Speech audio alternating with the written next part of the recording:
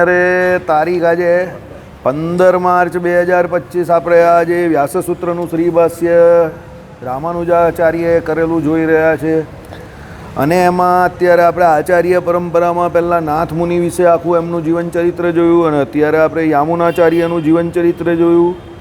તે બાદ આપણે ગઈકાલે જોયું કે ભાઈ યામુનાચાર્યએ જે ગ્રંથો બનાવ્યા એ ગ્રંથોનો જે કોઈ ઉપયોગ તે રામાનુજાચાર્યએ પોતાના ગ્રંથોમાં બહુ કરેલો છે. પંચરાત્રના મતને વેદાંત સૂત્રના સિદ્ધાંત રૂપે ભાગવતીયાની રામાનુજાચાર્યએ પંચરાત્રના મતને ભાગવતીયાની પંચરાત્રના મતને વેદાંત સૂત્રના સિદ્ધાંત રૂપે માન્યો છે.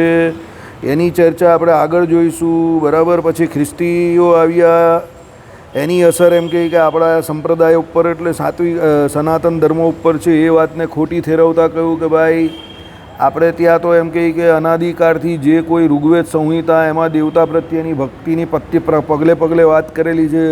વેદોના બ્રાહ્મણ ભાગમાં પરમાત્માને યજ્ઞમાં પ્રત્યક્ષ કરવાની અને ઉપનિષદ ભાગમાં એને અંતરમાં તેમજ બાહ્ય વિશ્વમાં અનુભવવાની ઈચ્છા એ ભક્તિમાંથી પ્રકટ થઈ આવે છે. પણ જેમ ઉપનિષદ આદિકમાં તત્વદર્શન હોવા છતાં એ દર્શનોની વ્યવસ્થા બાદરાયણ આદિક તે સૂત્રકારોએ કરેલી છે. બરાબર. બાદરાયણ કોણ? વ્યાસજીએ એમના સૂત્રોમાં એટલે આ વ્યાસજીએ જે સૂત્રો બનાવ્યા એની અંદર કરેલી છે. સમજો. કારણ કે ઘણી વખત શું હોય કે ભાઈ ઉપનિષદ આદિકમાં તત્વદર્શન હોય પણ એ કેવી રીતે હોય? ગર્ભિત રીતે હોય. એટલે વ્યાસજીએ એના સૂત્રોમાં એનું પેલું માર્મિક રીતે હોય, આનું સ્પષ્ટ વિવરણ કરેલું હોય, સ્પષ્ટ રીતે અતિશય જણાવેલું હોય. બરાબર. એટલે શું છે કે બાદરાયણ આદિક તે સૂત્રકારોએ કરી છે. તેમ ભાગવત ધર્મ જ ભક્તિરૂપે ઋગ્વેદ સંહિતામાં તથા શ્વેતાશ્વેતરાદિ ઉપનિષદમાં રહેલો હતો. તેની વ્યવસ્થામાં નારદજી અને સાંદિલ્ય વગેરે બીજા મુનિઓએ કરી છે. નારદજીનું કયું શાસ્ત્ર છે? નારદ ભક્તિ સૂત્ર, નારદ પંચરાત્ર અને સાંદિલ્યનું શું છે? સાંદિલ્ય સૂત્ર જે છે એમાં પણ ભક્તિની વાત કરેલી છે. એટલે આ બધા સૂત્રોમાં આ જ પ્રમાણે એમ કે ભાગવત ધર્મની ચર્ચા કરેલી છે. બરાબર. એટલે ભાગવત ધર્મ જે ભક્તિરૂપે ઋગ્વેદ સંહિતામાં અને શ્વેતાશ્વેતર આદિ ઉપનિષદોમાં પણ છે. પણ નારદજી અને સાંડિલ્ય મુનિએ એને સરળ રીતે સીધો પ્રકટપણે પોતાના ગ્રંથોમાં બતાવ્યો. વળી એ ધર્મનું વિશિષ્ટ સ્વરૂપ આ મુનિઓ ઉપરાંત સાત્વત નામના ક્ષત્રિયોએ બાંધ્યું હતું. બરાબર. એટલે આ જે એમ કે ધર્મનું વિશિષ્ટ સ્વરૂપ જે છે ત્યાં ઉપરાંત સાત્વત નામના ક્ષત્રિયો એટલે રાજાઓએ બાંધ્યું હતું. એમ એ ભાગવતના નામાંતર અને સાત્વત શબ્દથી અનુમાન કરવામાં આવ્યું છે. વળી એ જ મતનો પાંચરાત્ર નામે અને એકાયની શાખાને નામે મહાભારતના શાંતિ પર્વના નારાયણીય પ્રકરણમાં ઉલ્લેખ કર્યો દેખાય છે. મહાભારતના શાંતિ પર્વમાં પણ ભાગવત ધર્મની વાત કરેલી છે. પિતામાં ભીષ્મ અને મહારાજ યુધિષ્ઠિરના સંવાદે કરીને કરેલી છે કે ભાગવત ધર્મ એટલે શું, એકાંતિક ધર્મ એટલે શું. તો ભગવાનનો ભક્ત જે કોઈ ક્રિયા ધર્મ જ્ઞાન વૈરાગ્ય સહિત ભક્તિની અંદર કરે એ બધો ભાગવત ધર્મ. એ બધો એના માટે શું છે? મોક્ષને કારક છે. આજે જ મેં વચનામૃતમાં વાંચ્યું.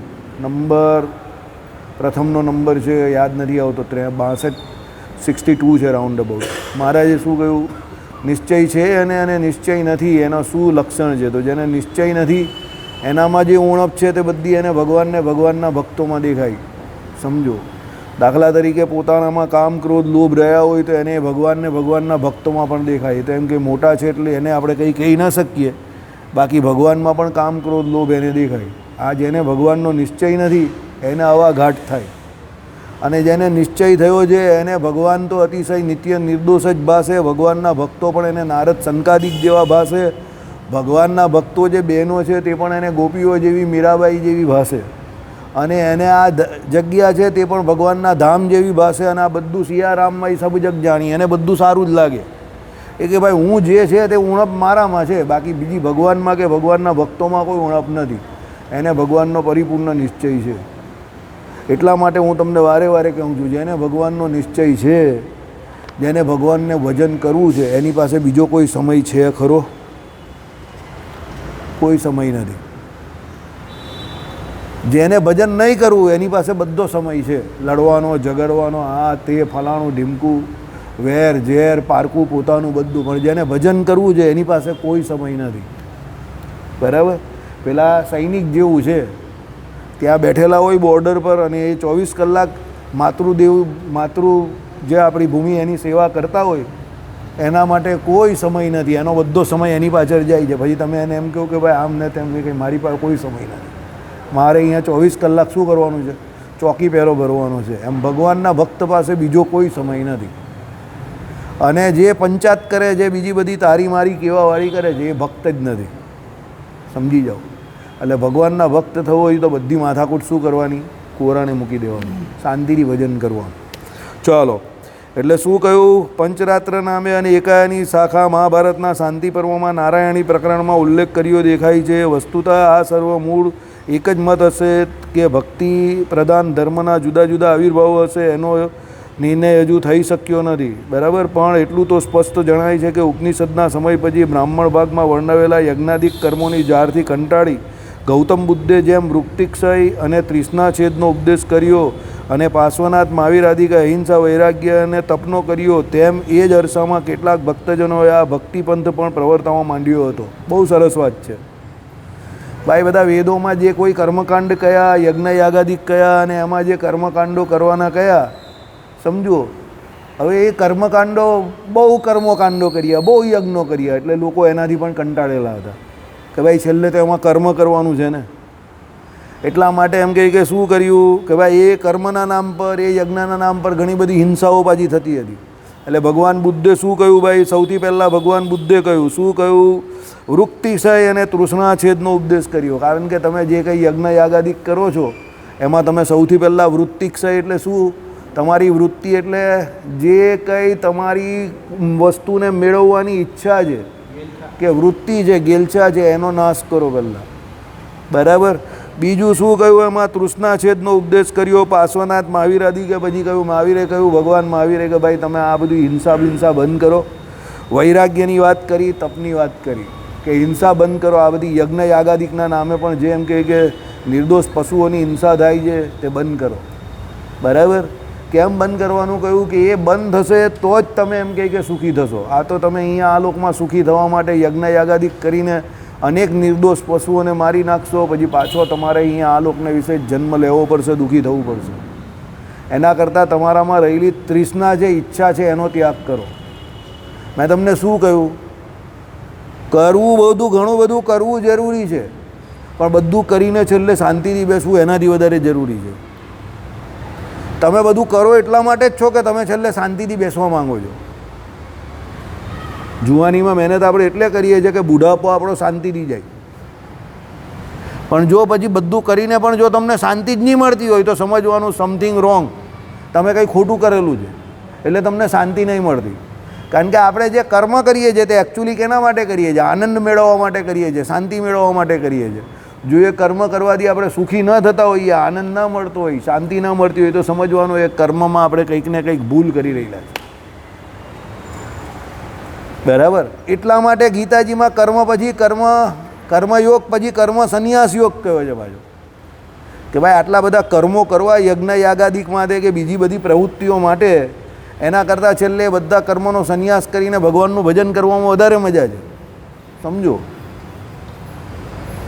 એટલે આ બધું કેવું છે કે બધા આ છે ને પ્રકરણ અંતર એટલા માટે છે, જીવની સ્થિતિ અલગ અલગ હોય છે અને એના અનાદિ કર્મો અલગ અલગ હોય છે, એટલે એની રુચિ અલગ અલગ હોય છે. એટલે આ બધા અલગ અલગ પ્રકારના મતો કે પ્રકરણો કયા છે. બધા કહીને શાસ્ત્રો માણસને કન્ફ્યુઝ કરી નાખે છે. ઘણીકમાં ગીતાજીનું ખાસ કહી લોકો, ઘડીકમાં કર્મયોગ કરવાનો કહે એટલે કર્મ કર્યા વગર કોઈ રહી નહીં શકતો એવું કહી, ઘડીકમાં કર્મ સંન્યાસ યોગ કહી, ઘડીકમાં એમ કહે કે જ્ઞાન યોગની વાત આવે, ઘડીકમાં ભક્તિ યોગની વાત આવે, અને છેલ્લે પ્રપત્તિ કહી દે. તેમ કે છેલ્લે પ્રપત્તિ જ મુખ્ય હતી તો પહેલેથી પ્રપત્તિ કેવી હતી ને, એટલે શરણાગતિ. એવું ઘણા લોકો દલીલ કરે કે ગીતાજીનો સાર તો છેલ્લે કહી દીધો છે, શરણાગતિ. તો પછી આટલા બધા અધ્યાય કહેવાની જરૂર જ કાં હતી કે આ યોગ, પેલો યોગ, ફલાણો યોગ, ધીમકો યોગ? અરે મોટા ભાઈ, એ તો આખા ગામમાં બધાને ખબર છે કે શાંતિ તો છેલ્લે એક જગ્યા પર બેસવાથી કોરાણે જ છે. પણ જો શાંતિ જ પ્રિય હતી તો તમે બધા ગામડે સુખી જતા ને, તો ખેતી કરતા હતા અને શાંતિથી 6 વાગે તો કામ પૂરું થઈ જતું હતું. તો સુરતમાં કેમ આવ્યા? તને સુરત આવીને શું ફાયદો થયો? મંદિર આવ્યો એના સિવાય કોઈ ફાયદો દેખાયો? ઘણા માણસને તો આ દુનિયામાં આવીને જ મારી દ્રષ્ટિએ કોઈ ફાયદો થયેલો નહીં દેખાય. હવાર પડે ને ગાલ્લા જ ખેંચતો હોય. મેં કીધું ગાલ્લા ખેંચવા આવેલો છે, સમજો. આઈડિયા આવી ગયો? પણ હવે એ કંઈ સ્ટેમ્પ થોડું મારી દેવાનું કે એકનું જીવન એવું ગયું એટલે કર્મયોગ આખો અટકાવી દેવાનો આપણે, કે બધાને નવરા ધૂપ જેવા બેહાડી રાખવાના અને કોઈ કામ જ નહીં કરાવવાનું ને, એ થોડો કંઈ સિદ્ધાંત સાબિત કરી શકાય. સમજો, કારણ કે દુનિયા તો ચાલવાનું નામ છે ને, અવિરત પ્રવાહ છે, તો એ ચલાવવાની તો છે ને. અને એને ચલાવે કોણ? કારણ કે આ તો બધું માયાનું જળ છે, તો એ જળને ચલાવે કોણ? તો એનામાં રહેલા ચેતનો ચલાવે. તો ચેતન કોણ છે? તો એ આપણે છે. તો આપણે ચલાવવું તો પડશે જ ને એને. સમજો, બરાબર? એટલે ભગવાને કહ્યું જીવ અસંખ્ય છે, એના કર્મો પણ અનાદિ છે એ પ્રમાણે, અને એના કર્મ પ્રમાણે જે ચાલવાનો છે. એટલે જેને જેને જેવા જેવા કર્મો કરેલા છે એને એવા એવા જ કામમાં અત્યારે પણ અભિરુચિ થશે. સમજો તમે હું કહેવા માગું છું તે? એટલે જેને કામ કરવાના કીડા છે એના માટે કર્મયોગ બરાબર છે. નહીં તો એ બેઠો બેઠો છે ને નક્કામાં શું કરશે? નવરો બેઠો નખો દ્વારશે. એટલે એના કરતાં એ નખો દ્વારે ને એના કરતાં આ બધા કામ આપણે જે કરીએ જ ને, રાંદેર મંદિરમાં સેવા કર ભાઈ, અહીંયા આવીને સેવા કર, સવારથી સાંજ સુધી મંદિરે આવીને ગૌશાળામાં સેવા કર, અહીંયા સેવા કર, ઝાડુ પોતું માર, જે કંઈ કરવાનું હોય તે કર, અહીંયા કથા વાર્તા સાંભળ, સત્સંગી જીવન, વચનામૃત આદિ ગ્રંથો છે તો એનો અભ્યાસ કર. આ બધા આટલા બધા પુસ્તક છે આપણી પાસે, સામે છે આપણું સુખ સૈયાની સામે બેઠો બેઠો માળા ફેરવ. તો નવરો બેસશે તો એ ખોટા કામ કરશે, એટલે એને નવરો બેસવા દેવાય એવું નથી. એટલે એના માટે કર્મયોગ બરાબર છે. એટલે એને કંઈક તો કર્મ કરવું પડે ને, એટલે એના માટે મંદિર બરાબર છે. સમજો, એ અત્યારે કંઈ ત્યાં જઈને હિમાલય પર જઈને શાંતિથી ગુફામાં બેસીને આરામથી ધ્યાન કરવા નહીં બેસી શકવાનું. એવા કેટલા ટકા લોકો હોય કે જે આમ કરીને ગુફામાં બેસીને ધ્યાન કરવા બેસી જાય? અશોકભાઈ કેટલા બધા ગુફાવાળાને લંગોટવાળાને મળીને આવ્યા. હવે એની જિંદગી હાવ બ્લેક એન્ડ વ્હાઇટ છે. અશોકભાઈની જિંદગીમાં તો અમારા જેવો કોઈ કલર તો દેખાતો નથી. સમજો, અમારી જિંદગી આમ અમે બ્લેક એન્ડ વ્હાઇટ કરેલી છે, પણ અમારી જિંદગીમાં તમને કલર દેખાય અલગ અલગ. અશોકભાઈની જિંદગી હાવ કલરફુલ નથી, હાવ બ્લેક એન્ડ વ્હાઇટ છે. પહેલાં પિક્ચરમાં નહીં લખે તો આવતું હતું, શ્વેત શ્યામ લખેલું આવે, ઓ મેરા મન કા પનછી બોલે એમ કરીને પેલો ગાય. એટલે આપણે એમ થાય કે ઊંઘી જઈએ તો સારું. હવે એટલી બ્લેક એન્ડ વ્હાઇટ એની જિંદગી છે. કેટલા બધા એ પેલા એને મળી આવ્યા લંગોટવાળા સાધુઓને ત્યાં બદ્રીનાથમાં 2 વર્ષથી કાયમ 2 વખતથી તો કન્ટિન્યુ જાય છે, પણ તો પણ પાછા છેલ્લે અહીંયા કુટાવા આવે છે ને, તો ગુફામાં જઈને આવી જાય પાછા. સમજો, અહીંયા આવે છે પાછા ગાંધીનગર જાય, બરાબર, કાંકાજી આવે, અનુષ્ઠાન કરાય આવે, કેટલું કેટલું કામ કરે. અને પૂછીએ કોના માટે કરું? તમારી પાછળ કોણ છે? તો કે કોઈ જ નથી. આગળ કોણ છે? તો કે કોઈ જ નથી. લે, આગળ કોઈ નહીં, પાછળ કોઈ નહીં, તો આટલું બધું કામ કેમ કરે? સમજ્યા?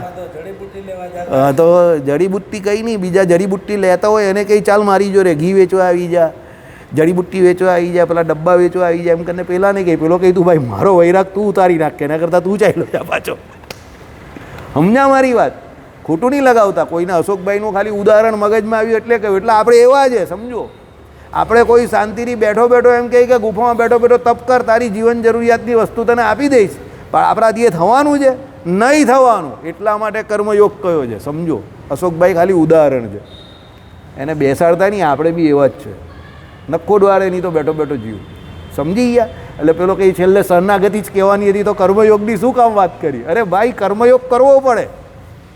સમજો, એ બધું કરે પછી છેલ્લે એને બધાથી કંટાળે ને થાકે, પછી એ રંજીતભાઈના ડાયલોગ પર આવે, કેમ છે હું અહીંયા બેઠો બેઠો શાંતિથી ભજન કરું છું, તો હું બરાબર જ કરું છું ને. મેં કહું ભાઈ એ તમે કરી શકો છો, એટલે પૂર્વે તમે આ બધું કરીને આવેલા છો, તમને ખબર પડી ગઈ છે હવે, એટલે તમે કરી શકો છો તો કરો, વેરી ગુડ, બરાબર છે. એટલે શરણાગતિ છેલ્લે જે કહી છે, જો ભગવાને જે કરેલું હોય ને એ બધું કેવું હોય? બરાબર જ હોય. આપણે ડાઉટ એટલે જાય કારણ કે આપણે બધા અજ્ઞાની છે, બરાબર? એટલે આપણે ડાઉટ જાય. આપણા જ્ઞાન ઉપર પડદો ઢંકાઈ ગયો છે. ભગવાનના જ્ઞાન પર કોઈ દિવસ ભગવાન કંઈ ભૂલી ગયા કે અજ્ઞાની છે એવું કોઈ જગ્યા પર સાંભળું? જીવ પણ જ્ઞાન સ્વરૂપ છે, જ્ઞાન નામનો ગુણ એની અંદર રહેલો જ, પણ માયાના યોગે કરીને આપણું જ્ઞાન વારે વારે શું થઈ જાય છે? વચ્ચે હમણાં પેલી લાઇટ નહીં ચાલી ગયેલી, અડધો કલાક 1 કલાક આખા ગુજરાતમાં, સાઉથ ગુજરાતમાં, એવી રીતે આપણી લાઇટ ચાલી જાય વચ્ચે વચ્ચે, એટલે બધું અંધારું થઈ જાય. બધા કારખાના થપ થઈ જાય છે, આપણા ઉપરથી નીચે સુધીના કારખાના બધા થપ થઈ જાય. સમજી ગયા? ભગવાનમાં એવું નહીં થતું. કોઈ પુરાણમાં તમે વાર્તા સાંભળી એવી કે ભાઈ ભગવાન નારાયણ હતા, એને આવું થયું અને એ ભૂલી ગયા, આવું તેવું, બરાબર? આવી ગયા વાસુદેવ ભગત? બધું કહી દેજે, જા તું પણ કહી દે, બતાવી દે. આઈડિયા આવી ગયો? એટલે બધું શાસ્ત્રમાં બરાબર લખેલું છે. કર્મયોગ પહેલાં કરવો પડે, સમજો. પછી કર્મયોગ, જ્ઞાન, આ બધું તમે જે કંઈ યજ્ઞ યાગાદિક કરો, બધું કરો, પછી તમને એમાં ધીરે ધીરે ધીરે એમ થાય કે આટલું બધું કર્મ કરું, ચાલો એના કરતાં કર્મ સંન્યાસ યોગ. હવે બધા કર્મોનો સંન્યાસ કરીને સાધુ બનીને ભગવાનનું ભજન કરવું. પછી સાધુ બનને ભજન કરવા જાય એટલે વાઘા બદલાઈ જાય એટલે તાત્કાલિક ભજન થતું થઈ જાય. જેવું થઈ ગયું હોત તો આપણે ત્યાં બહુ ભજન થતું હોત, પણ નહીં થતું. સાધુ તો બધા બને છે, પણ બધાથી ભજન થાય છે, સમજો. એટલે પછી ધીરે ધીરે ભક્તિયોગ તરફ જાય. ભક્તિયોગમાં આપણે આખો દિવસ ભગવાનનું ભજન કરવાનો પ્રયત્ન કરીએ, નામ સ્મરણ કરવાનો પ્રયત્ન કરીએ. નામ બોલાય, સ્મરણ નહીં થાય. સાચી વાત ને ગિરીશભાઈ? નામ બોલી શકીએ કદાચ, પણ સ્મરણ નહીં થાય. અરે પહેલાં તો નામ બોલવામાં પણ તકલીફ પડે. જે પાપીજી હોય પેલો હતો ને, રામ રામ નહીં બોલાતું હતું, મરા બોલતો હતો. પછી એને પેલા એ શું કહ્યું, ભાઈ મરા તો મરા બોલજે. મરાનો ઊંધો અક્ષર થઈને પાપ જશે, પછી રામ બોલાશે. પછી મરાથી રામ બોલાતું થયું એનાથી, સમજો. એટલે ભક્તિ પણ કંઈ તાત્કાલિક થતી નથી. પછી એ ભક્તિયોગમાંથી ધીરે ધીરે આગળ જાય. એટલે કાલે આપણે ચર્ચા કરેલી એ પ્રમાણે એને થાય કે આ ભક્તિયોગ કરું છું, આનાથી કલ્યાણ કરીશ એમ કરીને થોડું બાહુબળ આવે એને. પછી ધીરે ધીરે બધા સંતોનો સમાગમ કરે, આ તે કરે, એટલે શાસ્ત્રોના અર્થોને જાણે. એટલે પછી એને થાય કે ભાઈ આ ભક્તિયોગમાં પણ પોતાના બાહુબળે કરીને કલ્યાણ કરવું તો અઘરું કામ છે યાર, આ તો હું કર્યા કરું જ પણ. એટલે પછી છેલ્લે ભગવાનનો શરણાગતિ આમ કરીને નીચી મૂંદી કરે ને શરણાગતિ સ્વીકાર લઈ અને ભગવાન કે એ પ્રમાણે રહીને ભજન કર્યા કરે. સબ તેરા હુકુમ તેરા, સબ કુછ તેરા ઓર મેં ભી તેરા, એમ કરીને શાંતિથી ગરદન નીચે કરીને ચાલ્યા કરે. એટલે શરણાગતિ છેલ્લે એટલે કહી છે. હવે સમજ પડી?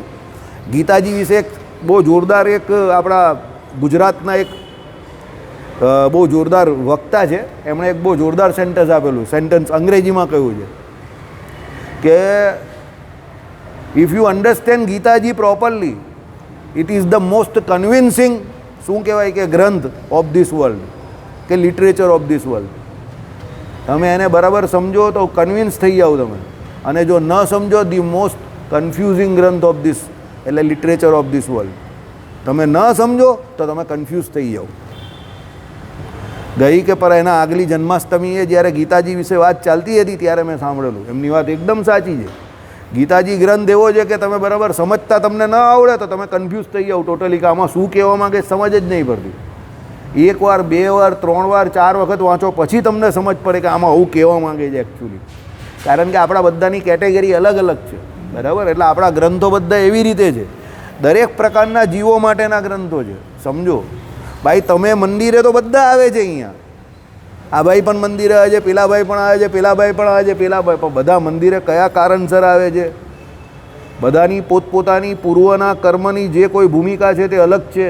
એ પ્રમાણે અત્યારે બધાની સ્થિતિ અલગ છે. આવી ગઈ પેલી ડીશો ને બધું, બરાબર. એટલે એ બધી પરિસ્થિતિ જોઈને બધાએ એકબીજાએ પોતપોતાના હિસાબે જે પોતાને અનુરૂપ અંગ હોય એ પ્રમાણે ભજન પણ કરવાનું છે. એટલે એમાં કેવું હોય, મને કાલે એક ભાઈ કહેતા હતા તમે હોળી રમવા નહીં આવ્યા, પેલા તમારી પાછળવાળા તમારા સંબંધી. મેં કહું ભાઈ મને પ્રોબ્લેમ છે, કારણ કે મારે આંખોમાં આ બધો પ્રોબ્લેમ થયો છે, તો મારાથી હોળી ન રમાય. આંખમાં ચાલ્યું જાય તો મારે પાછું ઓપ્થેલ્મોલોજીસ્ટ પાસે જવું પડે. હવે હોળી રમવાનું ભગવાને કહ્યું છે, ભગવાનની આજ્ઞા બરાબર છે, ફૂલ ડોલોત્સવ કરવો જોઈએ. અને મારા જેવા તોફાની માણસને તો બહુ ગમે આવું બધું, હોળી ધૂળેથી આવું બધું હોય ને, પાણીની પિચકારીને આ બધું, સમજો. પણ હવે મારાથી હવે એ ન થાય, કારણ કે આંખમાં જાય તો મને જ તકલીફ પડે, સમજો. એટલે એનાથી દૂર રહેવું પડે, દૂર રહેવું પડે, બરાબર. એટલે કહેવાનું તાત્પર્ય શું છે, આપણા બધાની પરિસ્થિતિ અલગ અલગ છે, આપણા બધાના અંગો અલગ અલગ છે, પૂર્વના કર્મો અલગ અલગ છે. એ પ્રમાણે એ અંગને અનુલક્ષીને એને અનુરૂપ તમારે તમારું અંગ જોઈને ભજન કરવું પડે, તો તમારું ભજન થાય. તમે જે કરો એ હું કરવા જાઉં તો હું ઊંધો પડી જાઉં, હું કરું એવું તમે કરવા જાઓ તો તમે ઊંધા પડી જાઓ, સમજો, બરાબર. એટલે આ બધું જોઈને આપણા શાસ્ત્રો રચાયેલા છે, બરાબર. ચાલો, એટલે આમાં એ જ વાત કરેલી છે કે શું છે કે ભાઈ જ્યારે પહેલાં જીવોને વેદોમાંથી જ બધા યજ્ઞોની વાત કરતા હતા, તો ગૌતમ બુદ્ધે શું કહ્યું કે તૃષ્ણાછેદ અને વૃત્તિક્ષેદ એનો ઉપદેશ કર્યો, અને પછી પાર્શ્વનાથ મહાવીરાદિકે અહિંસા, વૈરાગ્ય અને તપનો ઉપદેશ કર્યો. એ જ અરસામાં ભક્તજનોએ આ ભક્તિપંથ પણ પ્રવર્તાવવા માંડ્યો હતો. પણ આ જ સમય પર જે ભગવાનના ભક્તો હતા એમણે ભક્તિ માર્ગની પણ વાત ચાલુ કરી દીધેલી કે ભાઈ હવે બહુ કર્મયોગ કર્યો તમે, કે બહુ તમે યજ્ઞ યાગાદિક કર્યા, કે બધું બહુ મેળવવા માટે બધું ઘણું બધું કર્યું, કે સ્વર્ગમાં આ કરવાથી આ જાય ને આ કરવાથી આ જાય, આ બધું મૂકો અને ભગવાનનું શું કરો? ભજન કરો. જો તમે બધા શાસ્ત્રો વાંચીને શાસ્ત્રોમાં પારંગત થઈ જશો, તમે શ્રોત્રિય થઈ ગયા, તમે દરેક શાસ્ત્રોના અર્થને ફટાફટ જાણીને મોડે ચોપડા પકડ્યા વગર બોલી દેવું, તમને બધું મોડે છે. જન્મનું સૂતકથી માંડીને મરણનું સૂતકથી માંડીને બધા ચોપડા મોડે છે, પણ બધા ચોપડા મોડે કરીને પણ છેલ્લે કરવાનું શું છે? ભજન કરવાનું છે, ભગવાનમાં અખંડ સ્મૃતિ રાખવાની છે. અને જે ચોપડા ન વાંચતા હશે અને પેલા ઘનશ્યામ મહારાજની પેલી બારી ઉપર બેનો પેલા શાંતિથી ઘનશ્યામ મહારાજનું ભજન કર્યા કરે છે. એક બેન વર્ષો પહેલાં આવતા હતા, તેને ઘનશ્યામ મહારાજે બપોરે 4 વાગે અંદર મૂર્તિમાં દર્શન આપેલા એવું એ કહેતા હતા, એને કંઈ જ નહીં આવડતું હતું, પણ એક ભજન ગયા કરતા હતા, મને પ્યારી લાગે મૂર્તિ તમારી ઘનશ્યામજી, પ્યારી લાગે મૂર્તિ તમારી.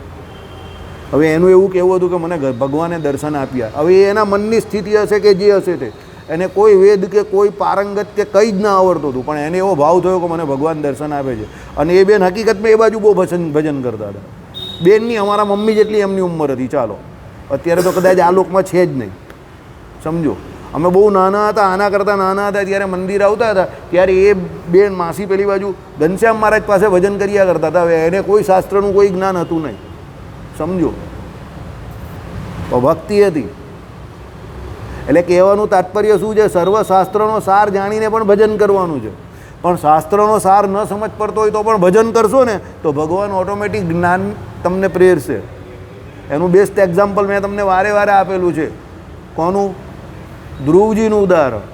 ધ્રુવજી ભગવાનની ભક્તિ કરવા માંડી, આટલી નાની ઉંમર હતી, એને કાં જ્ઞાન હોવાનું, એને કાં વેદ ભણેલા હોય, સમજો. તો ભગવાન પ્રગટ થયા, ભગવાન એની પર પ્રસન્ન થયા, એ કંઈ મને સ્તુતિ કરો જ નહીં આવડતું તમારી, તો ભગવાને શું અડાવ્યું? શંખ અડાડી દીધો, તો સ્તુતિ કરતા થઈ ગયા. એટલે ભક્તિ કરી, ભગવાન રાજી થયા તો સ્તુતિ કરતા થઈ ગયા, એટલે જ્ઞાન થઈ ગયું, કામ પૂરું થઈ ગયું. અત્યારે આપણી ધ્રુવજી જેવી પરિસ્થિતિ નથી, એમણે પૂર્વજન્મમાં કર્યો હશે દાખલો, અને કાળે કરીને પછી એ તો જન્મ જાય એટલે વિસ્મૃતિ થઈ જાય, અને ભગવાને પાછું યાદ કરાવ્યું. આપણે એમ નહીં કહેતા કે ભાઈ તમે શાસ્ત્રો ન વાંચો, હું એમ પણ નહીં કહેતો કે સત્સંગ ન કરો, કરો, બધું કરો, સમજો.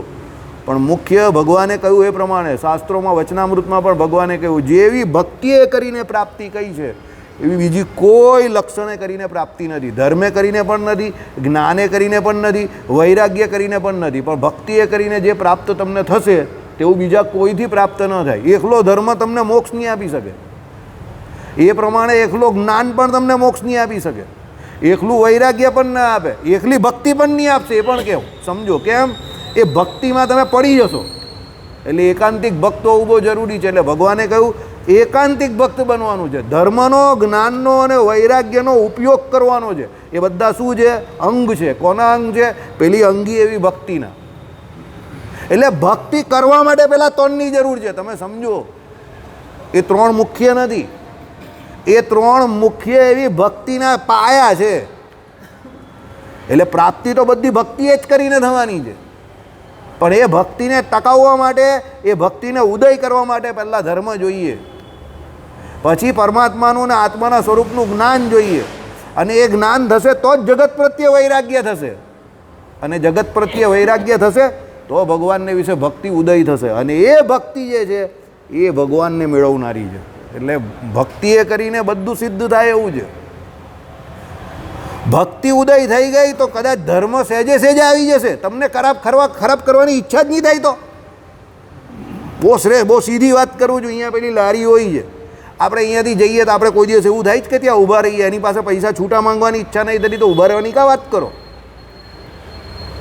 પણ જે કુસંગી છે, જે ત્યાંથી રોજ જતા હોય અને પછી એને છોડવાની વાત કરે તો એનાથી છૂટશે નહીં. એ કેમ? એને ભક્તિ નથી, એ કુસંગનો એને એ લાગેલો છે, જોરદાર પાસ લાગેલો છે, તો એનાથી ન છૂટશે. પણ આપણે તો ત્યાંથી નાક બંધ કરીને નીકળી જઈએ. સમજો કહેવાનો મતલબ શું છે તે. એટલે ભક્તિએ કરીને પેલું કહીને સહેજે સહેજે જે વસ્તુ છૂટતી નહીં હોય છૂટી જાય. મહારાજે શું કહ્યું? જેને ભગવાનને વિશે ઇશ્ક છે એનાથી શું ન છૂટે? इश्क होना चाहिए, इशक। ये इश्क नहीं है आसान, बहुत मुश्किल है। प्यार करना खेल नहीं है बच्चों का, तेल निकल जाता है अच्छे अच्छों का। बोलूँ वो आसान है भगवान ने इसे भक्ति, ભક્તિ બહુ અઘરું કામ છે, બહુ કઠણ કામ છે. અનેક જન્મના જ્યારે સુકૃત ઉદય થાય ત્યારે આવા સત્સંગની પ્રાપ્તિ થાય, આવા સત્સંગે કરીને ભગવાન ઓળખાય, અને એ ભગવાન ઓળખાય પછી ભગવાને પહેલાં પ્રથમના વચનામૃતમાં કહ્યું એ પ્રમાણે ભગવાનને વિશે તેલ ધારાવત અવિચ્છન દેવી અખંડ સ્મૃતિ એ રે. એટલે ભક્તિ બહુ અઘરું કામ છે, બોલવાનું બહુ સરળ છે. મને ઘણા લોકો આવીને દાવો કરે અખંડ ભગવાનનું ભજન કરો, અખંડ ભગવાનનું ભજન કરો, અખંડ ભગવાનનું ભજન કરે. કોણ કરે છે કોઈ સમજી ગયા છે મેં કહ્યું એ પ્રમાણે. પણ એમ અખંડ ભગવાનનું ભજન કોઈ કરતો હોય ને તેને ભગવત પ્રાપ્તિ થઈ જાય. સમજો, જે અખંડ ભગવાનનું ભજન કરતો હોય ને એને બીજું કંઈ કરવાની જરૂર જ નહીં પડે. લૈલા લૈલા કરતે હુએ ખુદ મજનુ લૈલા હો ગયા, એવી વાત છે. જેને ભગવાનને વિશે ભક્તિ થાય એની પાસે બીજો સમય જ નથી. એટલે અખંડ ભગવાનનું ભજન કરે, બોલવું બહુ સરળ છે. અખંડ ભગવાનનું ભજન કરતો હોય એને દુનિયાની ચિંતા જ નહીં હોય, દુનિયાની કોઈ પડી જ નહીં હોય. બરાબર? એટલે એ બોલવાનું સરળ છે, કરવાનું બહુ કઠણ છે. નામ તમે ભજી શકો, આપણે હમણાં કહ્યું પ્રમાણે સ્મરણ પાછળ લખેલું જ છે, એ નહીં થતું. સમજી ગયા? એટલે ભક્તિ બહુ અઘરું કામ છે, અને ભક્તિ જેવી પ્રાપ્તિ કોઈ નથી. અને જેને ભગવાનને વિશે ભક્તિ ઉદય થઈ ગઈ એને પછી કંઈ કરવાનું બાકી જ નથી. સમજો, એ બહુ અઘરું કામ છે. આપણે બધું જે કંઈ કરી રહેલા જ તે ભક્તિ ઉદય કરવા કરી રહેલા જ. આ બધું વાંચીએ છીએ તો આ બધું કે એટલે નહીં કે ભાઈ તમે શ્રીભાષ્યમાં કંઈ ચેમ્પિયન થઈ જાઓ, વિદ્વાન થઈ જાઓ ને કોઈ જગ્યા પર જઈને આમ કરીને દંડો મૂકો સ્વામિનારાયણ ભગવાનનો ને કહ્યું કે ચાલો આવી જાઓ શાસ્ત્રાર્થ મહારથી Shri Shri Shri 1 crore 18 Shri Vishal Singala son of Jitu Singala, come on, I am here, why are you in fear when I am here? શાસ્ત્રાર્થ મહારથી શ્રી શ્રી શ્રી 1 કરોડ 18. તો 2 ટ્રક ભરીને પાછળ શાસ્ત્રો આવે. બરાબર? એવું આપણે કરવા માટે આ નહીં કરતા, આપણે ભક્તિ ઉદય થાય એના માટે કરીએ છીએ. બરાબર? ચાલો, એટલે આમાં એ જ કહ્યું કે ભક્તિ પંથ પણ પ્રવર્તવા માંડ્યો હતો. એમાં ઉપદેશાથી વાસુદેવ ભક્તિનો પાણીની અને પતંજલિમાં પણ ઉલ્લેખ છે. પતંજલિમાં પણ ઉલ્લેખ છે. પાણીની તો કયા હતા ખબર તમને? પાણીનીએ શું કરેલું તે? વ્યાકરણના બહુ મોટા આચાર્ય હતા. હવે વ્યાકરણવાળા આચાર્યને ભક્તિ જોડે શું લેવા દેવા? પણ વ્યાકરણના આચાર્યને પણ એવું લાગ્યું કે આ વ્યાકરણ છેલ્લે ભણવાનું જ તેનો અંત શું છે? તો ભગવાનનું ભજન. પતંજલિ યોગશાસ્ત્ર, તો યોગ કરીને છેલ્લે ફાયદો શું? બધી ઉપર નીચેથી હવા તો કાઢ્યા કરે, કાનમાંથી, નાકમાંથી, આંખમાંથી. બરાબર? પણ એ હવા કાઢીને ફાયદો શું છેલ્લે? તો ભાઈ છેલ્લે સમાધિ થવી જોઈએ. સમાધિમાં આત્માને પરમાત્માનું મિલન થવું જોઈએ, તો એ યોગનો ફાયદો. એટલે પતંજલિએ પણ એમાં ભક્તિ બતાવી કે યોગ કરવાનો છે. કેમ? તો યોગ દ્વારા મનને સુસંસ્કૃત કરવાનું છે. કારણ કે મન જે છે તે કેવું છે? બધી વાસનાએ કરીને વાસેલું છે. આ ખાઈ જાઉં, પેલું ખાઈ જાઉં, આ લઈ લઉં, પેલું લઈ લઉં, ફલાણું કરી નાખું, ઢીકણું કરી નાખું, કેટલું બધું એકસાથે કરવાની મનને ઈચ્છા થાય છે. અને એ મન એવું છે કે જે બધી ઇન્દ્રિયોને આમ તેમ દોડાવે છે. સમજો? એટલે પતંજલિ કે યોગ દ્વારા પહેલાં મનને જીતો, ઇન્દ્રિયોને જીતો, અને ભગવાનને વિશે પછી તમને ભક્તિ થાય, અને પછી તમને એનાથી સૌથી મોટી શું થશે? પ્રાપ્તિ થશે. એટલે લખ્યું કે ભાઈ પાણીની અને પતંજલિ જેવા આવા ધુરંધર પોતપોતાના વિષયમાં લોકો, એક વ્યાકરણના મોટા આચાર્ય અને બીજા યોગશાસ્ત્રના સૌથી મોટા આચાર્ય, એમાં પણ એમણે પણ શું? વાસુદેવ ભક્તિનો ઉલ્લેખ કર્યો. વાસુદેવ એટલે કોણ? ભગવાન નારાયણની ભક્તિ. શાંતિથી ભગવાનનું ભજન કરો, એમાં બહુ મજા છે. ચલો, અને મહાભારતનું પૂર્વોક્ત નારાયણીય પ્રકરણ. નારાયણીય પ્રકરણમાં બધી નારાયણની જ વાત આવે છે કે બધું તમે જ છો, ભગવાનમાં જ બધું રહેલું છે, અને બધું ભગવાનમાંથી થયું છે, અને ભગવાનમાં જ જવાનું છે. સર્વ ખલ્વિદમ બ્રહ્મ, બધું ભગવાન જ છે. બરાબર? શ્રી કૃષ્ણ ભગવાનને બધું કે બધું તમે જ છો, તમે જ છો. ભગવાન હસ્યા કરે બેઠા બેઠા. અમને તો ખબર જ છે ભાઈ, અમે જ છીએ. બરાબર? બાબા લલ્લુ પંજો મારવા જોઈએ ને. હા, ભગવાન તો પાછા એવા છે. સારું થયું તો મને કહ્યું, બાકી મને તો ખબર જ નહીં હતી. ભગવાન પાછા એવા, ભગવાન રમાડ્યા જ કરે બધાને. બરાબર? ગુગલી બોલર વરુણ ચક્રવર્તી જેવા, ખબર જ નહીં પડે બોલ કયો કાં નીકળે. બરાબર? ચાલો, એટલે જો કે શાંતિ પર્વને અંતે જેનું સ્થાન જોતા એ ગ્રંથ મહાભારતની રચનાના બીજા અગર ત્રીજા યુગમાં રચાયેલું દેખાય છે. તથાપિ એમાં ઉલ્લેખ થયેલો પંચરાત્ર વ્રત તે પહેલાંનો છે, એમાં સંશય નથી. બરાબર? અને પંચરાત્રની વાત જે કરેલી છે તે એના પહેલાંની છે. આ બધી વાત છે. આ તો બધી જે બહુ વિદ્વાન હોય ને એની મગજમારી છે કે ભાઈ આ પહેલાં કે પેલું પહેલાં. પણ આમાં છેલ્લે ટૂંકમાં સાર શું કહ્યો છે એ સમજો કે ભાઈ આ ખ્રિસ્તી ધર્મ આવ્યો ને એનું અનુકરણ કરીને આપણે ત્યાં કંઈ ભક્તિની વાત કરી એ વાત સાવ ખોટી છે. કારણ કે મહાભારત તો કેટલા 5,500 વર્ષ જૂનો ગ્રંથ છે, તો ત્યારથી આપણે ત્યાં આ બધી ભક્તિની વાત કરેલી છે. ટૂંકમાં આવું કહેવા માંગે છે. ચાલો, માત્ર પંથના આકારનો હોવાથી જેઓને નવીન માનતા હતા તેઓને ઈસવીસન પૂર્વે 200 વર્ષ ઉપરથી માંડી ઈસવીસન પૂર્વે 100 વર્ષ સુધીના જડી આવેલા શિલાલેખ ઉપર વગેરે પ્રમાણોએ નિરસ્ત કરી દીધા છે. એ લેખોમાં વાસુદેવ શંકરસનાદિકની ઉપાસના અને જે પંચરાત્ર મતનો ઉપદેશ છે એનો સ્પષ્ટ ઉલ્લેખ છે. આજથી 100 વર્ષ પહેલાં જે કોઈ આ બધા શોધે ને, આ બધા આપણા પેલા કોણ કહેવાય, પુરાતત્વ ખાતાવાળા, તે બધા 100 વર્ષ 200 વર્ષ પહેલાં જે કોઈ બધું આપણે બધું મળ્યું અંદરથી પથ્થરોમાં શિલાઓમાં લખાયેલું, એની ઉપરથી ખબર પડી કે ભાઈ આપણે શિલાલેખો ઉપરથી ખબર પડી કે મુખ્ય તો ભગવાન વાસુદેવ નારાયણની ભક્તિ જ કરવાની કહી છે. અને આ બધા લેખો જે છે તે બધા 5-5, 6-6 હજાર 8-8 હજાર વર્ષ જૂના છે, સમજો. બરાબર. ચાલો, આ લેખોમાં વાસુદેવ શંકરસનાદિકની ઉપાસના, વાસુદેવ શંકરસન અનિરુદ્ધ અને પ્રદ્યુમ્ન, આ 400 કોણ છે? ચતુર્વ્યુહ. બરાબર. પંચરાત્રનો મુખ્ય ઉપદેશ છે, કારણ કે પંચરાત્રમાં 5 રૂપની વાત આવે છે. પર, વ્યૂહ, વિભવ, અર્ચા અને અંતર્યામી. આ બધા કોના રૂપ છે? ભગવાનના રૂપ છે. બરાબર. આ ભગવાનના 5 રૂપની વાત પંચરાત્રમાં આવે છે. એટલે એ કેમ આવે છે કે ભાઈ એ 5 રૂપ ભગવાનના ઓળખીને તમને જે રૂપ અત્યારે મળેલું છે એ રૂપની તમારે શું કરવાનું છે? ધ્યાન, ભજન, ઉપાસના કરો, ભજન કરો, બસ. બરાબર. ભજન કરેંગે, ભજન કરેંગે. ચાલો, એટલું જ નહીં, પણ ઈસવીસન પૂર્વે 175ના એક લેખમાં તો એટલે હિન્દુસ્તાનના છેક વાયવ્ય કોણના તક્ષશિલા નગરના હિલિયોડોરસ નામના એક યવને એટલે ગ્રીકે વાસુદેવને, જેને એ શિલાલેખમાં દેવદેવ વાસુદેવ કયા છે, ગરુડ ધ્વજ અર્પણ કર્યાની વાત છે. એ ઉપરથી એ સંપ્રદાય હિન્દુસ્તાનમાં કેવો અને કેટલે સુધી ફેલાયો હશે એની પણ કલ્પના થાય છે.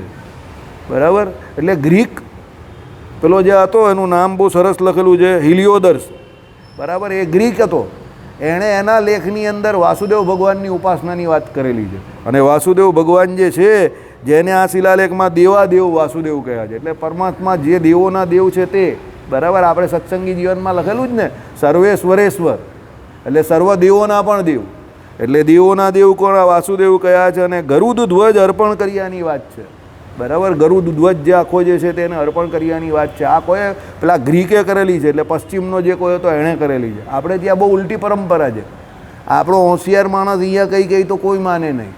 પછી એ વાત પેલો બહારવાળો જાય અને એ પછી ત્યાંથી કે એટલે આપણે ઇંગ્લિશમાં કહીએ ને, એટલે આપણે ક્યાં ઇંગ્લિશમાં શું કહી છે, પાછું આપણે એને હિન્દી ગુજરાતીમાં સમજીએ અને પછી કે આ આવું કહે છે. અરે પણ 500 વર્ષ પહેલાં તારે ત્યાં એક જણે કહી જ દીધું જ ભાઈ. આપણે પેલો અંગ્રેજ કહી તો એની પર વિશ્વાસ, આપણો માણસ કહે ને ગુજરાતીમાં, હિન્દીમાં, મરાઠીમાં, તે આપણે વિશ્વાસ નહીં. બરાબર. આપણું જ અહીંયાથી કાચું કપડું, કાચું યાન ત્યાં જાય અને ત્યાં જઈને પછી મસ્ત શર્ટ બંને આવે તો આપણે ડોલરને પાઉન્ડમાં ત્યાં લેવા જઈએ, પણ કપડું આપણું જ હોય. આપણે ત્યાં અમેરિકાનો લોગો લાગ્યો ને, મેડ ઇન અમેરિકા, એટલે પછી આપણે ત્યાં લઈએ. મસ્ત અમેરિકાથી શર્ટ લાવ્યો, લંડનથી માન્ચેસ્ટરથી શર્ટ લાવ્યો, ભાઈ કપડું અહીંયાનું જ છે ભાઈ. બરાબર. આ આપણું કામ છે. ચાલો, એટલે તે ઉપરથી વાત કરે કે ભાઈ આ એ સંપ્રદાય હિન્દુસ્તાનમાં કેવો અને કેટલે સુધી ફેલાયો હશે એની કલ્પના થાય છે. જેમ ગૌતમ બુદ્ધનો મૂળ ઉપદેશ સમસ્ત વેદ ધર્મ એટલે વિરુદ્ધ નહીં પણ એના પ્રચલિત એક દેશથી વિરુદ્ધ હતો, તેમ ભાગવત મત પણ મૂળ વેદ વિરુદ્ધ નહીં હોય નહીં જોઈ, બલકે એના ઉપબૃહણ રૂપ જે ઉત્પન્ન થયો હશે. પણ પછીથી જેમ બૌદ્ધ મત વેદની વિરુદ્ધ પડ્યો તેમ ભાગવત મતે પણ આગળ જતા, જો કે આસ્તિક હોય એ વેદ વિરુદ્ધ તો ન પડ્યો તો પણ વેદથી સ્વતંત્ર અને સમાન કોટીના આગમ તરીકે ગણવામાં દાવો કર્યો. બરાબર. હવે આ ગૌતમ બુદ્ધ પણ આ થોડુંક ટેકનિકલ પોઈન્ટ છે, એકાદ દિવસ રહીને સોમવારે લઈશું. આમાં એ જ વાત છે કે ગૌતમ બુદ્ધે મૂળ કોઈ વેદની વિરુદ્ધ વાત કરી નથી, સમજો. એ એમ કહેતા હતા કે ભાઈ વેદોમાં જે કોઈ હિંસાની વાત છે તો હિંસા જો અગર વેદોમાં પણ કહી હોય તો આપણે હિંસાનું પ્રતિપાદન કરવું નથી. એટલે એમનો કહેવાનો મતલબ એવો હતો કે હિંસક યજ્ઞ ન કરવા, ભલે એનું વેદોમાં પ્રતિપાદન છે, પણ પછી પાછળથી એવું થયું કે ભાઈ ગૌતમ બુદ્ધ વેદ વિરુદ્ધ છે એવું થઈ ગયું, સમજો. આઈડિયા આવી ગયો. એકચ્યુઅલી એમની વાત એવી હતી કે ભાઈ જો હિંસા વેદોમાં પણ કહી હોય તો એ ન કરવી, સમજો. હું તમને કાયમ એક વાત હંમેશા કહું છું, કોઈ એક વ્યક્તિને જીવનનો આદર્શ નહીં બનાવવાનો. કોઈ પણ વ્યક્તિ હોય, જેને 8મે ચંદ્ર હોય, નીચનો ચંદ્ર હોય, એ બધાને આ બહુ પ્રોબ્લેમ થઈ જાય. એ લોકો બહુ જલ્દી કોઈના પ્રભાવમાં આવી જાય. જેનો ઊંચનો ચંદ્ર હોય એ બધામાંથી થોડું થોડું જે લેવાનું હોય તે લે અને પછી એનો પોતાનો સ્વતંત્ર નિર્ણય હોય. પણ જેનો ચંદ્ર જોડે કેતુ બેઠેલો હોય, રાહુ બેઠેલો હોય, 8મે ચંદ્ર બેઠેલો હોય, 12મે ચંદ્ર રાહુ હોય, આ લોકો હોય ને એની ઉપર બીજાની અસર બહુ તરત થઈ જાય. સમજી ગયા? પણ કોઈ એક વ્યક્તિને ફોલો નહીં કરવાના, કારણ કે કાળે કરીને બધા પોતપોતાની વાત રજૂ કરતા હોય. સમજો? એટલે આપણે એમ નહીં કહેતા કે એ ખોટાને આપણે બધા બહુ હોશિયાર, એવું નહીં હોતું. પણ એ કાળે એ સમયમાં એ સાચા હતા, આપણે ના નહીં પાડતા. પણ અત્યારે કદાચ તમે એની જેમ કરવા જાઓ તો ઊંધા પડી જાઓ. એટલે તમારે બધામાંથી થોડું થોડું લેવાનું અને જે યોગ્ય હોય એ પ્રમાણે એનું તમારે અનુમોદન કરવાનું છે. એકને એક વાત નહીં કરવાની. સમજો? બરાબર? ગૌતમ બુદ્ધના કેસમાં એવું જ થયું છે. બરાબર? જગતગુરુ શંકરાચાર્યના કેસમાં પણ એવું જ થયું છે. સમજો? બરાબર? એ કહેવા કંઈ એ સમયને અનુરૂપે અનુસારે કંઈ બીજું જતા હતા, પણ પછી થઈ ગયું એવું કે બધી આપણે ત્યાં પ્રોબ્લેમ, આપણે હમણાં પરમ દિવસે ચોથે દિવસે વાત કરી લઈએ એ પ્રમાણે ઇમ્પ્રેશનનો પ્રોબ્લેમ છે. કોઈ વ્યક્તિ કોઈ જગ્યા પર કોઈ એવું કહી ને એટલે એની ઇમ્પ્રેશન એવી બની જાય કે આવો છે, પણ એને એ સમયને અનુરૂપ એ પ્રમાણે કહ્યું હોય. સમજો? એ વેદ વિરુદ્ધ નહીં હતા, પણ હવે એમને થયું કે આટલી બધી હિંસા થાય, વેદોમાંથી જોઈને લોકો હિંસા કરે છે, એના કરતાં એવી જ વાત કરો કે ભાઈ વેદોમાં જો હિંસા આવતી હોય તો આપણે એ પણ નહીં કરવી. બરાબર? એટલે આ પ્રમાણે લેવાય. હવે બીજી વાત, કાલે રવિવાર છે, આપણે રાંદેર મંદિરમાં સાંજે 5 વાગે ભજન સમારંભ રાખેલો છે. ભજન કરવા બધા આવજો, અને ભજન પછી આપણે ભોજન તો બધાને આપીએ જ છે. બરાબર? એટલે એના માટે બધા હરિભક્તો લાભ લેવા આવજો એવી આપણી ઈચ્છા છે. શ્રીપતિમ શ્રીધરમ સર્વદેવેશ્વરમ ભક્તિધર્માત્મજ